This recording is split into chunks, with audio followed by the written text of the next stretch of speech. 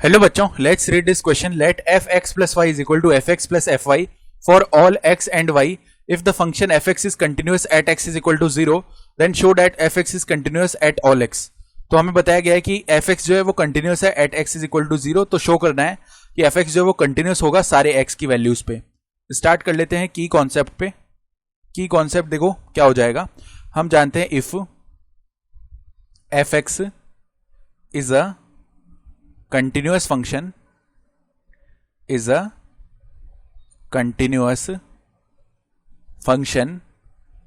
then यहां पे देखो क्या हो जाएगा कि limit x is tending towards a minus F x. इसका वैल्यू किसके इक्वल आएगा. Limit x is tending towards a plus F x. ये तो लेफ्ट हैंड लिमिट हुई, ये राइट हैंड लिमिट हुई. दोनों किसके इक्वल आना चाहिए. f ऑफ a के. ठीक है, कंटिन्यूअस फंक्शन. और ये भी लिख लेते हैं at x is equal to A. ठीक है, उसका केस है ये. तो अब हमें देखो एफ एक्स क्या दिया हुआ है. F of x plus y हमें बताया गया है कि एफ एक्स प्लस में एफ वाई है. तो हम क्या करें, अपनी तरफ से यहां पे एक्स इज इक्वल टू 0 और वाई इज इक्वल टू 0 अगर पुट कर दें तो एफ ऑफ 0 क्या बन जाएगा. एफ ऑफ 0 प्लस में एफ ऑफ 0. इसका मतलब एफ ऑफ 0 का वैल्यू बन जाएगा 2f ऑफ 0. तो f ऑफ 0 को जब उस तरफ भेजेंगे तो f ऑफ 0 क्या हो जाएगा 0. ठीक है, यानी f ऑफ 0 का वैल्यू क्या हो गया है 0 हो गया है. तो अब देखो हम चेक कर लेते हैं. मान लेते हैं at k belongs to r.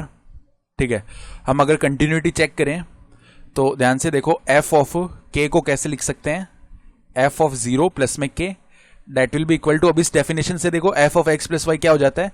F of x plus में एफ ऑफ वाई हो जाता है ना. तो एफ ऑफ 0 प्लस में एफ ऑफ के हो गया ये. अब एफ ऑफ 0 का वैल्यू में पता है 0 है, प्लस में एफ ऑफ के आ गया.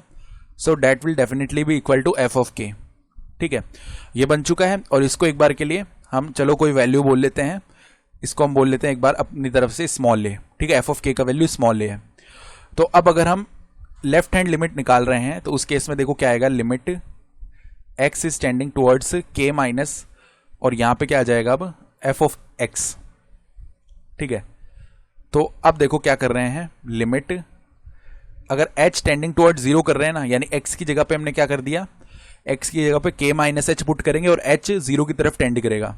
तो f of k minus H हो जाएगा अंदर. यानी अब अगेन यहां पे फॉर्मूला लगा देंगे. Limit h is tending towards 0. यहां पे x तो बोल दिया k को और माइनस एच को y बोल दिया. तो ये इस तरीके से ओपन हो जाएगा f ऑफ k प्लस में f ऑफ माइनस एच. ठीक बात है. तो अब देखो f ऑफ k, इस पे पहले लिमिट लगाएंगे तो इसमें तो h का टर्म ही नहीं है. f ऑफ k तो बाहर आ गया. प्लस में अब ये जो है लेफ्ट हैंड लिमिट की तरह बिहेव करेगा f ऑफ माइनस एच जब h टेंडिंग टुवर्ड 0 हो रहा है. ठीक है, और हमें पता है कि एफ एक्स जो है वो कंटिन्यूअस है at x is equal to 0. तो अगर एफ एक्स कंटिन्यूअस है ना एक्स इज इक्वल टू 0 पे, तो एफ ऑफ 0 का वैल्यू किसके इक्वल आएगा.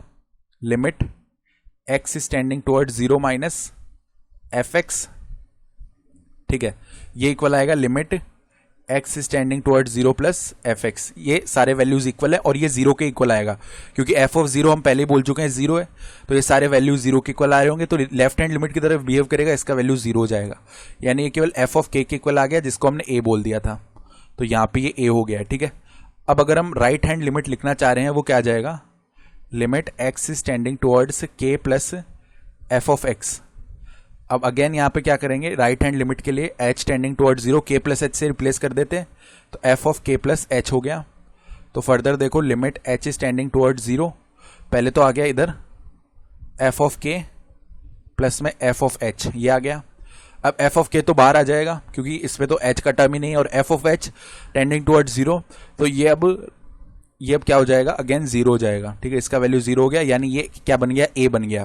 तो हम क्या बोल सकते हैं यहाँ पे f of k is equal to LHL यानी left hand limit is equal to RHL. सभी वैल्यूज किसके इक्वल आ रही हैं, a के इक्वल आ रही हैं. ठीक है, तो हम क्या बोल सकते हैं hence f x is continuous for all x belong to real number. यही हमें शो करना था. तो ये फाइनल आंसर हो गया. I hope you understood this explanation. Best of luck.